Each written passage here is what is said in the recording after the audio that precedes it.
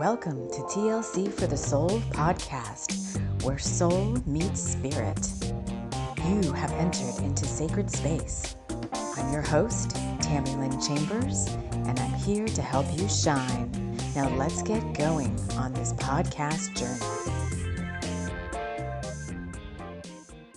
To talk for just a moment before we get into the story about our special offers. I would like to offer for you to join me over on Scribed if you feel called.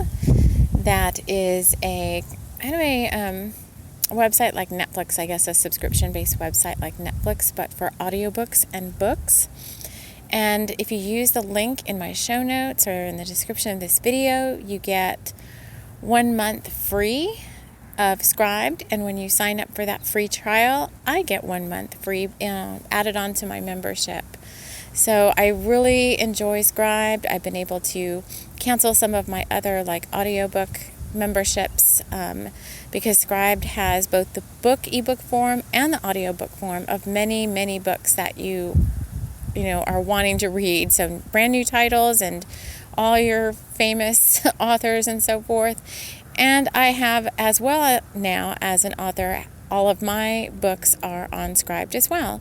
So when you join the free trial, you can read any of my books for free too. So again, many audiobooks and ebooks there, everything I've searched for so far, with the exception of one book, has not been available there, but I found everything else I've wanted to read. So all the Neil Gaimans are out there, and all the other authors and newer titles and so forth. So again, use the link in my show notes or video description or wherever you find this podcast for your 1 month free trial, and I hope to see you over there. Thank you so much. Take care. Hello, everyone. Hello, and welcome back to the podcast. We are in now for our second installment of Turkey Pot Pie. This is chapters 5 through 7, so we only are doing not as many today, but only because the pages, they're supposed to be page-a-days, but the pages seem to be getting longer.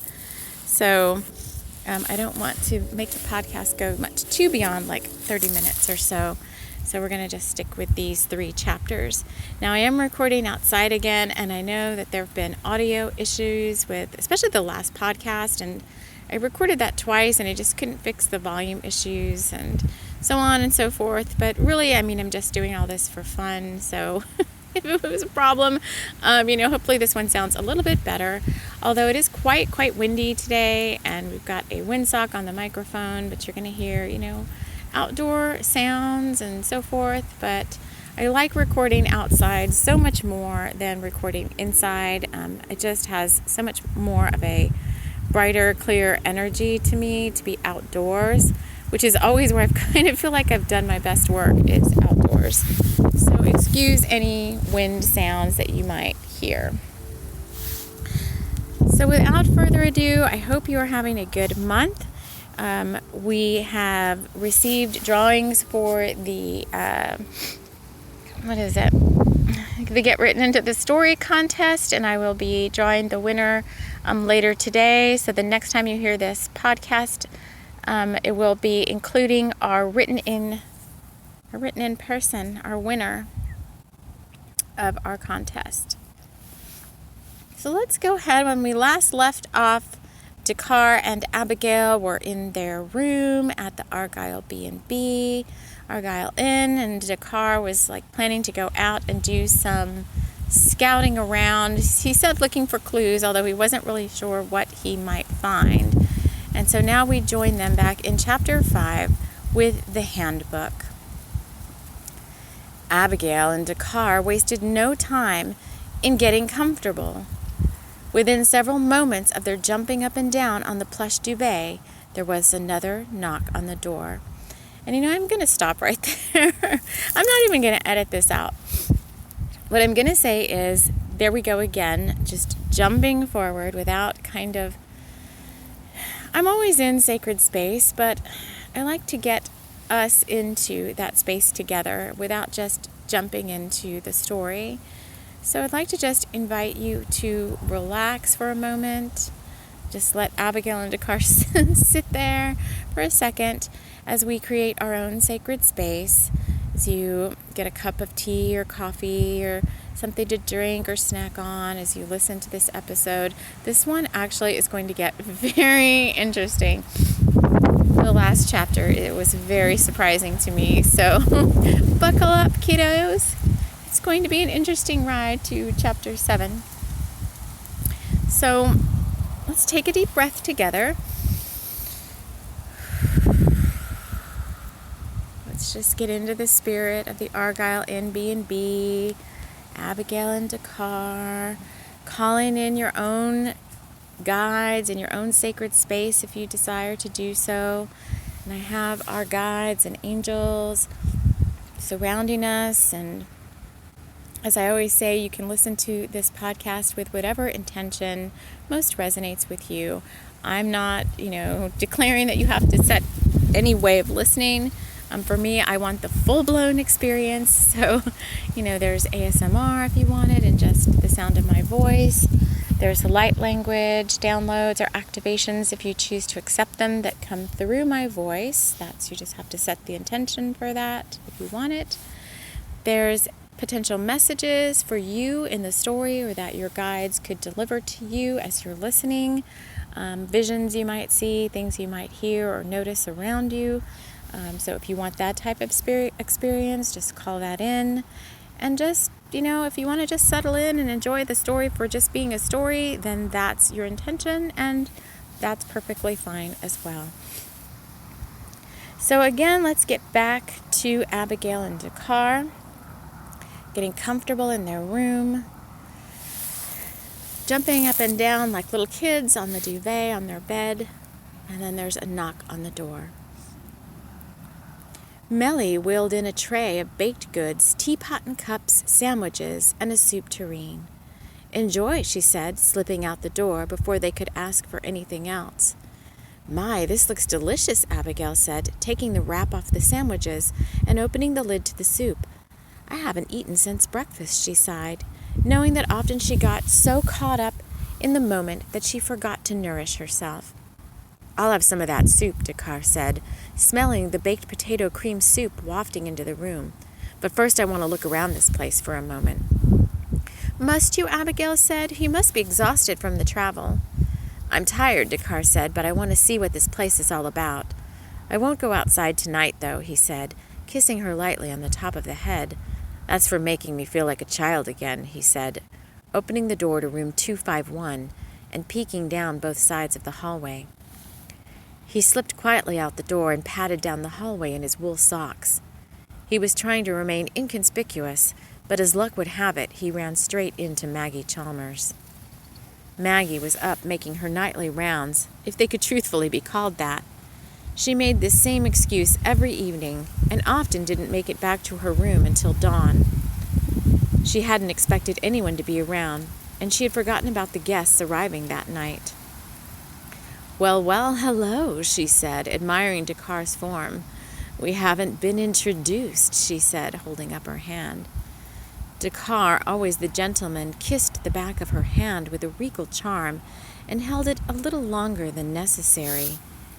He wasn't sure what he saw in the dimly lit hall. Maggie Chalmers appeared almost ghostly. She was so pale, almost etheric, that he would have thought her a ghost except for the touch of her hand in his. "And who are you?" Maggie said, leaning in closer to Dakkar. "I'm Dakkar," he said, feeling heady at the touch of her. She had a way of looking into his eyes that unnerved him. All the thoughts of Abigail went out of his mind, and he stood looking down at her. Maggie, although powerful and stern as she was, appeared smaller than her powerful aura made her out to be. Her head came to the top of Dakkar's shoulder, and he could smell the sweet perfume she had spritzed around her. It was hypnotic.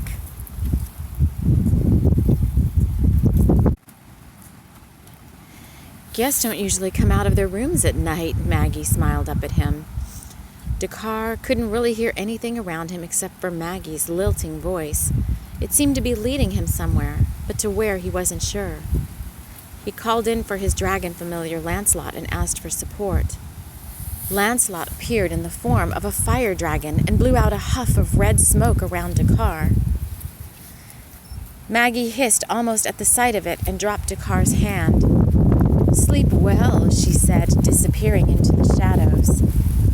Dakkar thanked his guide as his senses began to return. He felt like he had a hangover, and there was a strange feeling in his hand, almost like someone or something had bitten him on the back of his hand. He looked and saw 2 small marks on it. He made a mental note to check in with headquarters once he was done walking around. He moved swiftly down the other end of the hall and approached an old vintage cupboard with antique gilding and a small lock on the door. He moved his hand quickly in front of the lock, and with intention the lock yielded to his command to open. The inside of the cupboard was bare, with the exception of an old bound book with a hand and eye on the cover. Dakkar picked up the book and turned it over. Written on the back were the words, "El Handbook de los Santos." The book seemed warm to him, inviting him in, just like Maggie, he thought. All right, having to edit out various bouts of sneezing. Just like Maggie, he thought. He wasn't sure he wanted to open it, so he stored a memory of the cover in his mind's eye and placed the book back in the cupboard, reattaching the lock. He moved back towards room 251, but not before he heard a scream coming from room 245. He rushed over to the door, putting his ear against the old oak of it, and he listened. "But you promised," he heard a female voice say in an almost sing-song tone. "Well, promises are meant to be broken," he heard a male voice say in a commanding tone. And then silence. Dakkar felt strange inside and was guided to move towards his room.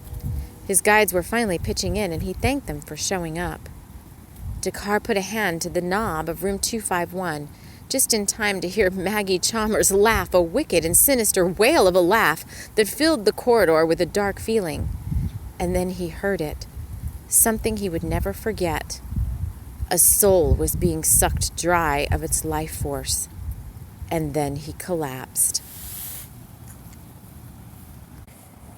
All right, so I had to pause this yet again, so I just want to speak to that for just a second. I don't typically break in, although sometimes I do when I'm reading, just to put my own perspective on this, but just feeling a restlessness in the collective right now as I'm recording this. So if you're feeling a little bit of restlessness, like you have to get up and move, pause the podcast and do something, change locations, like I had to change locations, which I've never really had to do before, then just honor that. We're not trying to be perfect, and that's a lot of what I'm being shown to as I do a lot of my creative work. Is it does not have to be perfection. The podcast does not have to be a sound production in a sound booth with a perfect microphone and all of these other things, because I'm telling you, my best recordings, my best channelings were done outside with so many distractions. I had like jet planes flying overhead and people wandering around and an unruly dog and all of that. So I just think that I'm being guided to tell everyone, if you choose to accept this, if you resonate with this or not, just to kind of lighten up a little bit. It's all going to be okay. And even as we go into these chapters, which get a little bit, again, it gets, a little bit dark, and I am recording this. So interesting what's happening now too. I'll tell you all in a moment. It's getting a little bit dark in terms of Scorpio season and things happening. So, just honor your feelings. If you're guided to, turn this off and come back later or whatever, just kind of honor that for yourself and what's showing up for you as you're listening to this, because these are kind of timeless recordings. But I did just want to break in and kind of say that before the exciting part where Dakkar collapses.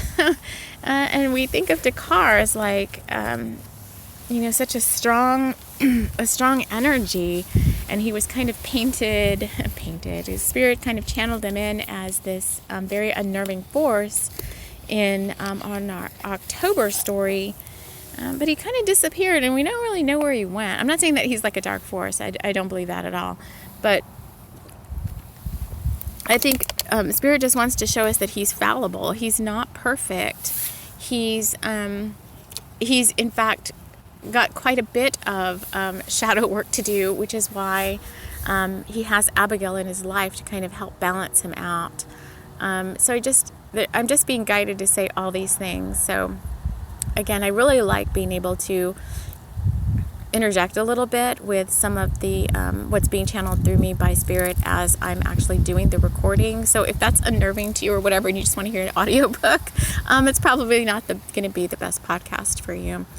But if you're, jiving, you like all this, then stick around. And I promise I won't do it too often, because I do like to get lost in the story myself as well. But I'm just being guided to kind of pop in and say a couple of things here. So let's get on with this. Let's get on to chapter 6. We have Dakkar collapsed outside the door of his room. Chapter 6 is sad beginnings lead to sad endings. Dakkar sat up quickly as he came back into his body. He had been dream-walking, and it wasn't a pretty place he had been shown. He breathed deep into his body as Abigail wiped his forehead with a wet washcloth. "Dakkar, you had me scared to death," she said, her hand shaking. Dakkar took her hand in his and kissed it. "My love, what happened?" he asked, not wanting to share anything with her just yet. "I found you outside the door, passed out. At least I think you passed out," she said, looking at the 2 marks on the back of Dakkar's hand. "You have these weird marks on your hand, and you were muttering about some handbook," she said, feeling anxious. "Dakkar, what happened?" she asked, not knowing for sure if she really wanted to know.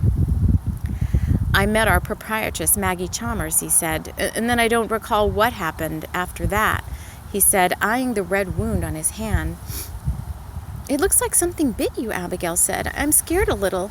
I heard strange voices, and then I heard you fall down outside the door, although I didn't know it was you at first," she said. "I heard you talking like you were talking in your sleep sometimes," she said, filling him in.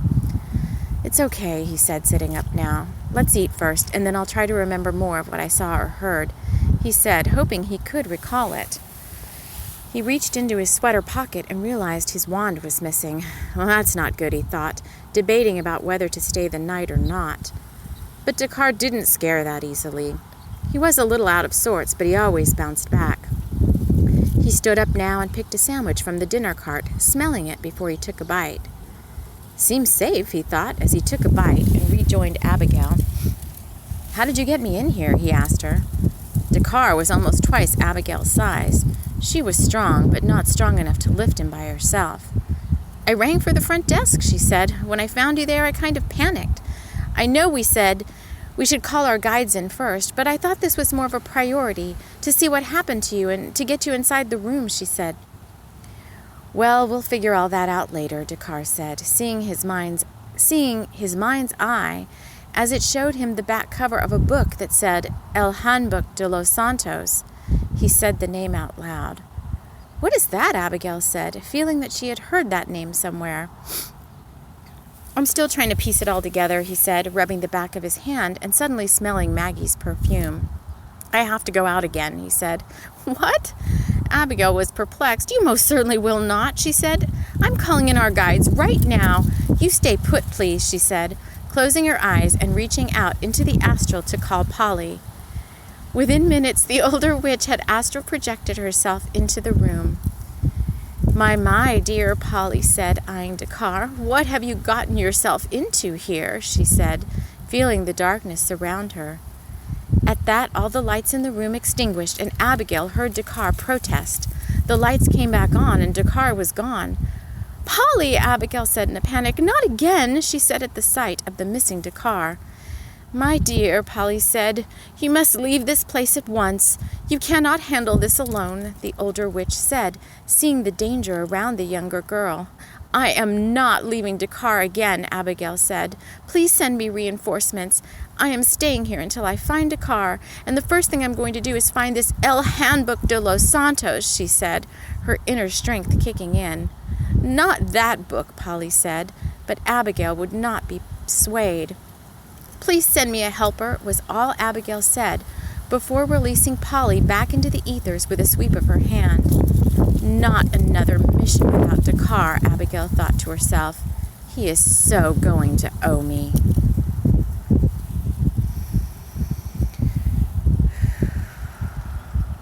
All right, let's get ready for Chapter 7, The Basement. I do want to just pop in again. I think I might do this at the end of the chapters if there is anything to say. Sometimes there's not. But as I was reading Chapter 6, I felt like my guardian angel guide kind of step in behind me. He's a very masculine, very powerful energy. He is also my divine counterpart. But he just kind of, his higher self just kind of pops in. It was so very strong, like over my left shoulder, kind of behind me, kind of just like putting a hand on my shoulder, like, you know, I've got your back, kind of a feeling.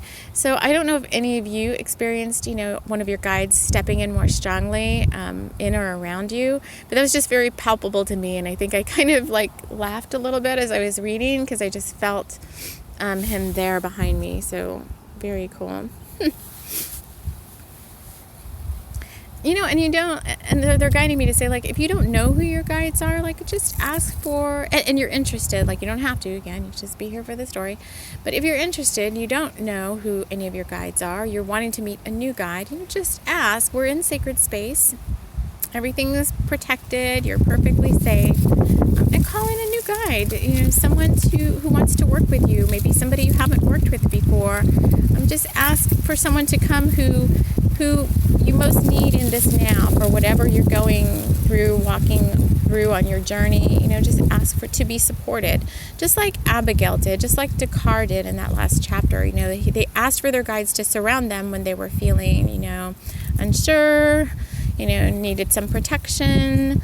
Abigail's like, I need reinforcements right now for the work that I have to do. She's not even sure what she has to do. So just ask for support if you need it, I think is what is being conveyed here. So this is the last chapter. I do have to kind of, not necessarily spoiler alert, but I was very, very surprised as I channeled this chapter. That's all I'm going to say. And it's called The Basement. Dakkar came to and felt the bump on the back of his head. Those dirty tricksters, he thought to himself. He had a rope around his ankles, and someone or something had tied the other end to the wall. It wasn't as if he couldn't use his hands to untie the rope, but rather that something had energetically connected him to that spot. He saw movement in the corner, and a small rat scuttled by. He wasn't sure if it was friend or foe. The upstairs light shone down through the bottom of the door, and Dakkar considered yelling up for help, but decided against it. Chances are they're all in on this anyway. He chided himself for not being more careful, and then at second thought, wondering if this was all part of the divine plan. Get him away from Abigail so she could figure it out on her own and build her confidence, so to speak. But he didn't want her muddling around in this mess right now. It felt too sinister. A cold hand touched his, and he heard sniffing. Soft hair touched the back of his neck, and he could smell her. Maggie was around him and all within his field. She delighted in the scent of him, fear mixed with bravery and seduction. It seized at her, and she wanted him more than ever now. She must feed off him, as it always was. The Argyle depended on her, and she it, and the price to pay had been to give herself over to the spirits there, to let them take her into what the darkness needed her to be. Maggie sniffed again, and then licked Dakkar's neck. I've never met anyone like you before, she said, whispering in his ear. I must have you. She pounced, and Dakkar was thrown back by the full force of her. I'll go willingly, he said, breathing heavier now, the unwitting becoming the wiser to this game. I'll give you everything you want and more, he said, slipping his shirt off and allowing her to touch him. Maggie had changed now in the darkness, slipping into her wolf form, and Dakkar following suit, shape-shifting into his own wolf's clothing. He grabbed her by the neck and bit down hard. Maggie Chalmers writhed in pleasure. She needed this night, she thought, none the wiser to the plan. Dakkar mounted her from behind, and before entering her, whispered into the soft folds of her wolf ear, I love you, Maggie." She recoiled and ran back into the shadows. She wiped the sweat from her brow and felt something funny stinging her chest. "No fair," she said, looking down to see a bloody gash over her heart. But Maggie was not so easily swayed. She shifted again into a male form and grabbed Dakkar, throwing him over her shoulder, carrying him up and out the basement stairs and into the darkness outside. Damn her, Dakkar thought to himself. His energy was waning from the blow to his skull, and he called in protection to assist. A large red dragon appeared beside him and blew out fire smoke at the man form. Nothing. The skin of the man Maggie had become seared on the left arm, but still she did not drop him. Maggie carried Dakkar towards the woods at the edge of the inn, the moonlight lighting a path into the trees. Dakkar knew he must act now before she got him into the trees. He reached out and grabbed her hard around the neck, squeezing down on the jugular. "So you want to play? Well, all right then," Maggie said, shifting back into her wolf form. She wanted him as a man, and for her dark project, she needed him in all ways, and she was not going to be swayed. Dakkar shifted back to his wolf self and grabbed her by the neck, leading her towards the small lake he had seen when they arrived. Maggie wondered what way he would use to satisfy her. She didn't have to wait long. Dakkar shifted into a merman and jumped into the water, beckoning her to follow. Maggie didn't like the darkness under there, but she wanted Dakkar more. She shifted into a mermaid and jumped in, diving deep to follow him. He stayed low and out of sight at the bottom, waiting for her to join him. He had the advantage in the water, and he knew it. She found him and wrapped her mermaid tail around his. "I've got you," she said, feeling more playful and free than she had in years, the water washing away some of her malevolent charms. "And I you," Dakkar said, lifting his hand and pulling her down onto him. He inhaled the water of Blue Pond Lake and relished in its powers. "You're going to like this," he said, filling her up with the water by breathing it into her pale blue mouth. He pushed at her now, letting the water enter her. For some strange reason, she was shifting back, but she didn't want to, not yet. She couldn't breathe down there as herself. She sputtered and coughed as Maggie, the water filling her lungs. She writhed in the power of the water that came over her. She moved off of him, but couldn't release from the power of him. She wanted him still, but not like this. He pulled her by her hair to the surface. "Now will you surrender, Maggie Chalmers?" he said, holding her before him. "Never," she said, in pain now. "Well, then you forced me to this," he said, looking deep into her dark soul. "I love you, Maggie Chalmers. I always have, and I always will," Dakkar said in all sincerity. At the sound of the words, too painful for her to bear, Maggie slid into unconsciousness as Dakkar laid her on the ground and stood up. He wiped a small tear from his eye, picking her up in his strong arms, and carried her home. So that is where we are going to stop. Holy smokes, what is going on with Dakkar? We have no idea. When I wrote that, I was like, what? Why is he telling her that he loves her? And of course, I don't know what it is. I'm not going to say because I don't know. I honestly have no idea where it's going. But I'm just like, wait, what about Abigail? Was kind of, as I was channeling this, that was my kind of like, wait, what about Abigail? What do you mean you love Maggie? So I'm right there with you going, what the heck is going on here? And I loved all the shape-shifting that they did. I loved that he took her under the water. That was just really so cool when I was channeling it. And of course, wolf shifters, I've got a special admiration or a special bond with wolf shifters, so I really enjoyed that part as well. So I hope you all enjoyed where we're at so far. Next time we come to the story, we'll have our contest winner involved, coming in as a new person into the story. And keep that in mind for next month if you're interested in the contest. And I invite you all to stay tuned for the next chapters over on my Instagram, which is TLC Books. That's where I post the page-a-days, so you can kind of see what's going to happen next before the audiobook version comes out.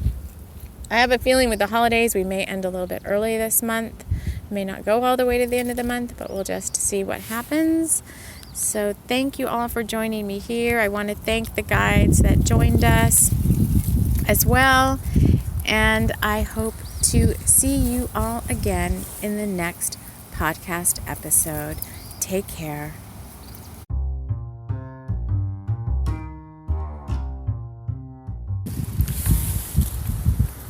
And now a word from our sponsor. This episode has been brought to you by the Pixies of the Scottish Moors, inviting you to step out and enjoy the sounds, the feel, and the wonders of nature. Meet them outside the Argyle Inn B&B at Blue Pond Lake, or follow them as they dance through the moors each and every night, just waiting for visitors to join them and have fun in that sacred space. So thank you for joining us. We will see you again next time. Take care.